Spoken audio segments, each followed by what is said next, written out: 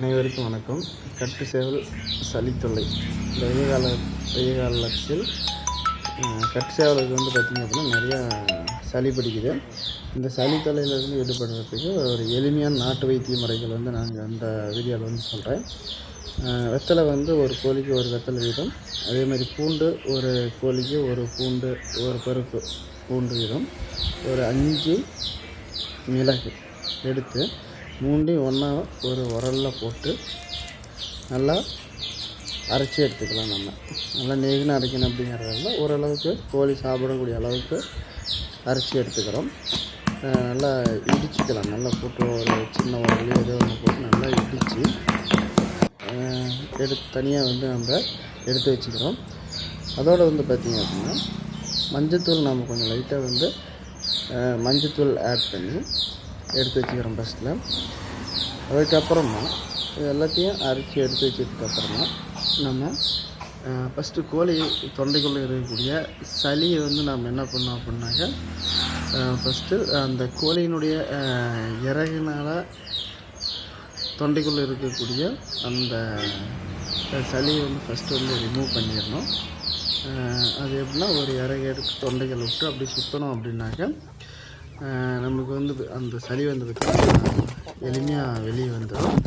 அதன் பிறகு என்ன பண்ணோம் அப்படின்னாக்கா, இந்த ஆமணுக்கு எண்ணெய்னு சொல்லக்கூடிய அந்த விளக்கெண்ணெய் என்ன பண்ணோம்னா ஒரு 10 மில்லி அளவுக்கு பார்த்திங்கன்னா ஒரு சேவலுக்கு 10 மில்லி அளவுக்கு நம்ம எடுத்து தொண்டைகள் ஃபுல்லாக விட்டுக்கிறோம்.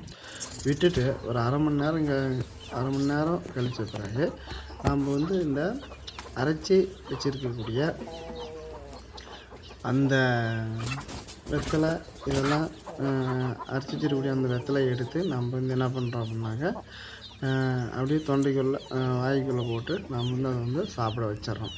இது மாதிரி ஒரு 2 அல்லது 3 நேரம் காலையிலையும் நைட்டும் இது மாதிரி செஞ்சிட்டோம் அப்படின்னாக்கா 2 அல்லது 3 நாளைக்குள்ளே இந்த சளி தொல்லை பார்த்திங்கனாக்கா சுத்தமாக எல்லாமே இருக்கும்.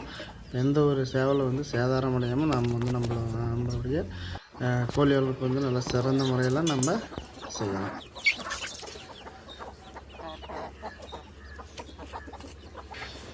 இந்த எண்ணெய் விடும்போதும் ஆமணுக்கு எண்ணெய் விடும்போதும் சரி, அல்லது வெத்தலை இதெல்லாம் போடும்போதும் சரி, ரொம்ப அதிகமாகவும் போட வேணாம். ஏன் அப்படின்னாக்கா, மிளகும் ஒரு 5 மட்டும் தான் போதும். ரொம்ப அதிகமாகவும் போடக்கூடாது, பூண்டு அதிகமாக போடக்கூடாது. அது ரொம்ப காரமாக இருக்கும்.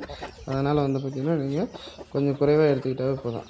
அளவாக ரொம்ப குறைவாக எடுத்தாலும் சளிக்கு கேட்காது. ஓரளவுக்கு நார்மலாக எடுத்துக்கிட்டால் போதும்.